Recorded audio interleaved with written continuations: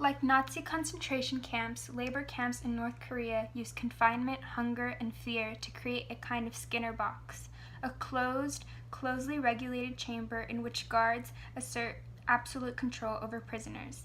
Yet while Auschwitz existed for only 3 years, Camp 14 is a 50-year-old Skinner box, an ongoing longitudinal experiment in repression and mind control in which guards breed prisoners whom they control, isolate, and pit against each other from birth.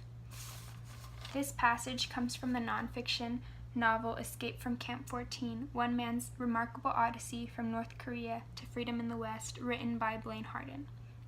The novel's setting primarily takes place in Camp 14, a North Korean total control zone concentration camp. However, other parts of the novel take place in other areas of North Korea, China, South Korea, and the United States. The time frame of the novel is from the late 1980s to 2010s. The main characters include Shin Dong-hyuk, born as Shin In-gwem. He is the main character or protagonist of the novel. He was able to successfully escape from Camp 14 after being a prisoner from birth to age 23. Appearance-wise, his body shows evidence of the harsh conditions he faced in the camp. He endured terrible living conditions and inhumane treatment by guards and other prisoners. Jang Hee-gun is Shin's biological mother. However, she didn't fill the role of a mother in Shin's life because she was not close to him at all. And similar to Shin, her body was proof of the way she was forced to live.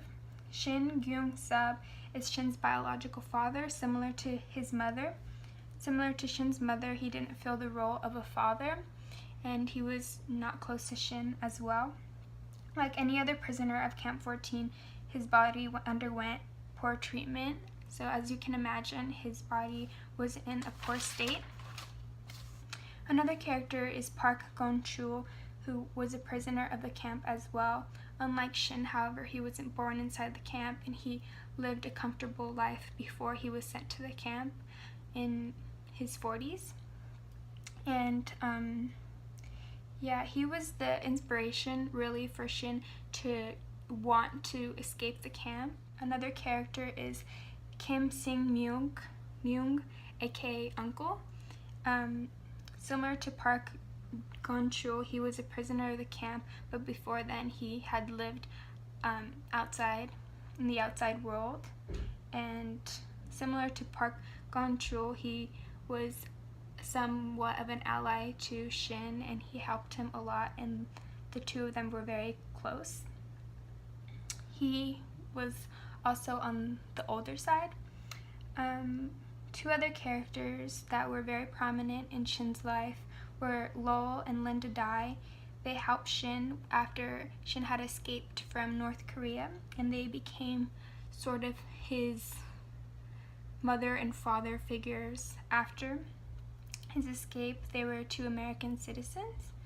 Kim Il-sung, Kim Jong-il, and Kim Jong-un are three other prominent characters that the author often discusses. They are the first, second, and third leaders of North Korea. And last but not least, another character is Blaine Harden, who is an American journalist and author, and is the author of Escape from Camp 14. He was the one who came into contact with Shin and was able to create this novel depicting Shin's life and talking about other people living in North Korea. The novel centers around Shin Dong-hyuk's life and experiences. It also discusses the corruption of North Korea and what life is like for North Koreans' population. The main conflict in the novel is that North Korea is in a very poor state, and despite that, many countries are overlooking the country and they're not investing any time or effort into trying to help North Koreans or just try to improve the state that North Korea is in.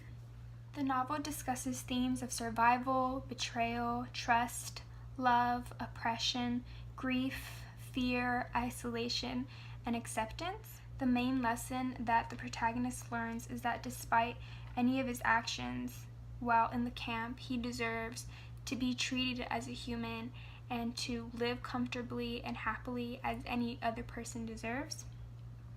To me, personally, the most exciting part of the novel is Shin's escape from the camp, because it is very suspenseful and thrilling, and when you're reading it, you're just like on the edge of your seat trying to find out what happens next. So I enjoyed that part.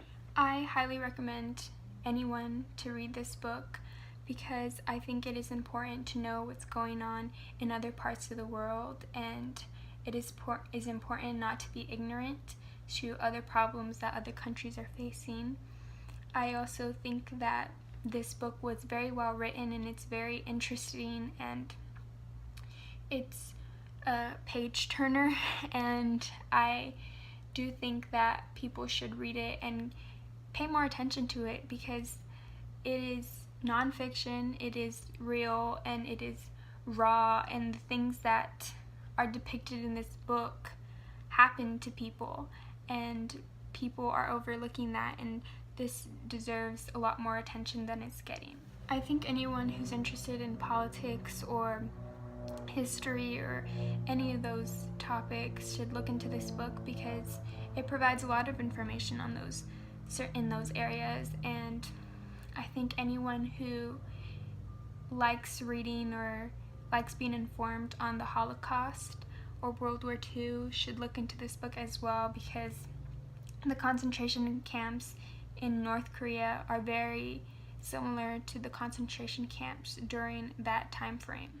In conclusion, people should read this book not only to inform themselves, but to put themselves in the shoes of a North Korean concentration camp prisoner escapee.